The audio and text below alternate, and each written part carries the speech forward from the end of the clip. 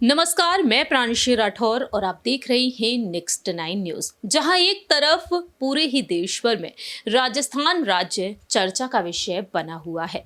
मुख्यमंत्री पद की दावेदारी को लेकर राजस्थान में सियासी संकट जारी है। पूर्व डिप्टी सीएम सचिन पायलट और मौजूदा मुख्यमंत्री अशोक गहलोत के बीच जंग छिड़ी हुई है। इंतजार यहां पर किया जा रहा है कि कांग्रेस आलाकमान सोनिया गांधी, महासचिव प्रियंका गांधी वाड्रा और राहुल गांधी के साथ साथ कांग्रेस के नए अध्यक्ष मल्लिकार्जुन खड़गे का क्या कुछ फैसला होगा। साल 2023 में राजस्थान में विधानसभा चुनाव होने वाले हैं और इन चुनाव को लेकर सियासत काफी गरमाई हुई है। लेकिन दूसरी ही तरफ मध्य प्रदेश की सियासत भी चर्चा का विषय बन चुकी है।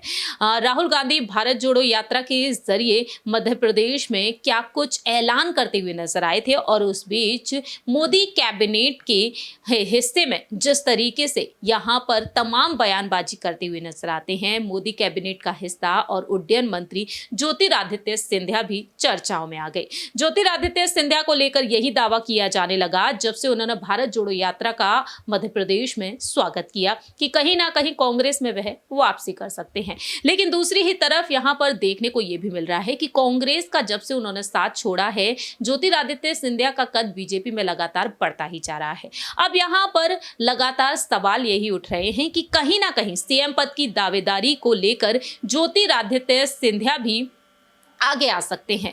मौजूदा मुख्यमंत्री शिवराज सिंह चौहान अहम फैसले लेते हुए दिखाई दे रहे हैं, लेकिन शिवराज सिंह चौहान और ज्योतिरादित्य सिंधिया को लेकर कयासों का दौर शुरू हो चुका है। राजस्थान के साथ साथ मध्य प्रदेश में भी साल 2023 में विधानसभा चुनाव होने वाले हैं। देखना दिलचस्प होगा कि आखिरकार फैसले क्या कुछ होते हैं यहाँ पर ज्योतिरादित्य सिंधिया के लिए। लेकिन इसी बीच बेहद बड़ी खबर ये सामने आ चुकी है कि ज्योतिरादित्य सिंधिया के लगभग 6 समर्थक जो अब बीजेपी से बाहर कर दिए गए हैं। आखिरकार क्यों, किस वजह से?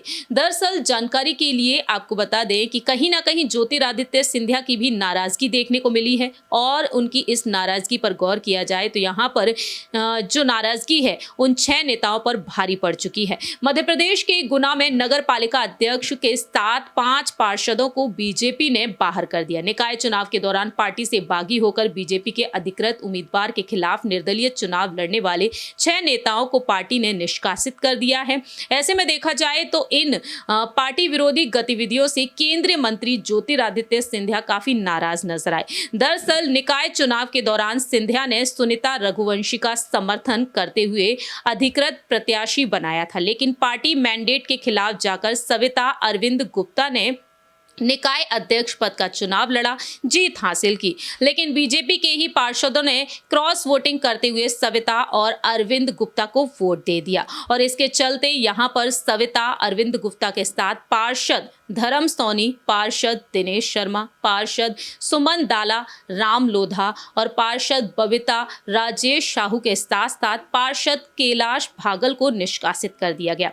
पार्टी ने यहां पर पत्र भी जारी कर दिया और इन नेताओं को अब बर्खास्त कर दिया गया है, निष्कासित कर दिया गया है। सविता अरविंद गुप्ता अपनी ही पार्टी के खिलाफ निर्दलीय चुनाव लड़कर नगर पालिका अध्यक्ष बन गई और अब पार्टी के इस फैसले को स्वीकारते हुए उन्होंने कहा कि पार्टी का जो भी फैसला है, अंतिम फैसला है, वो उन्हें स्वीकार है।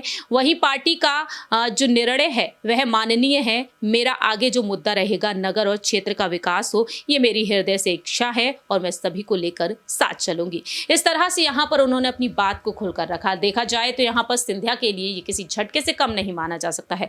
फिलहाल इंतजार है साल 2023 का। क्या वाकई में सीएम पद की दावेदारी के लिए ज्योतिरादित्य सिंधिया को आगे किया जाएगा बीजेपी की तरफ से, और देखना दिलचस्प होगा कि कांग्रेस की तरफ से किसे आगे किया जा सकता है। फिलहाल हमारी इस रिपोर्ट में इतना ही। बाकी की तमाम अपडेट्स के लिए आप देखते रहिए नेक्स्ट 9 न्यूज।